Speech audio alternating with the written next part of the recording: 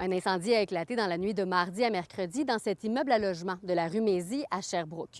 3 personnes ont été incommodées par les flammes et ont dû être transportées à l'hôpital. Mais ce qui dérange le plus le service de protection contre les incendies, c'est qu'il y a de nombreux résidents de ce 48 logements qui, malgré l'alarme, n'ont pas évacué les lieux. Pour nous, il faut que les gens comprennent que lors d'une opération incendie, que ce soit pour une résidence unifamiliale ou un bâtiment de 48 logements, pour nous, la première chose, c'est de sauver des vies. Donc, on veut s'assurer que le bâtiment a été évacué. Dans le cas qui nous concerne, après 1 heure d'intervention, il y avait encore des gens à l'intérieur. Ça rend vraiment les opérations compliquées. Ça mobilise des équipes qui pourraient être affectées à d'autres situations, d'autres parties de l'intervention. À un moment donné, quand les alarmes sonnent, à un moment donné, bien, on prend plus ça au sérieux. Que ça arrive souvent qu'il y a des fausses alarmes? C'est arrivé une couple de fois. Là, c'est arrivé un peu plus tôt dans la saison. Là. Puis quand je suis descendue, c'est justement, ça sentait les tosses brûlées. Il y a un poste manuel qui a été déclenché. Donc, on sait que le niveau sonore est fait et le timbre est fait pour être agressant. Difficile de demeurer dans un édifice où un système d'alarme est en fonction. Et malgré ça, il y a des gens qui sont demeurés à l'intérieur. Je ne sais pas comment est-ce que j'ai pu dormir avec le bruit de l'alarme, mais c'est ça que les personnes disent. Ça arrive, je vous dirais, plus souvent qu'on pense.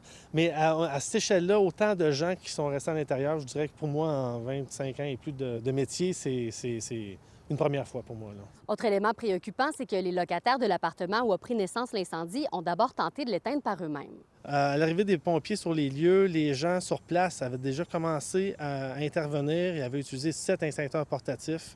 Donc, un autre appel à la population, quand il y a un début d'incendie, vous suspectez qu'il y a un début d'incendie, de la chaleur, ou vous hésitez, vous appelez les pompiers. C'est le monsieur de l'appartement qui appelle moi.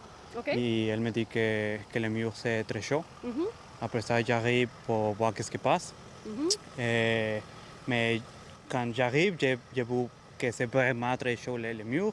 Je commence à faire tout le possible pour appeler les pompiers, j'ai activé l'alarme. Donc, les locataires n'avaient pas activé l'alarme, eux. Non, c'est moi, oui. Oui, à 1h20, nos équipes ont été appelées pour un début d'incendie.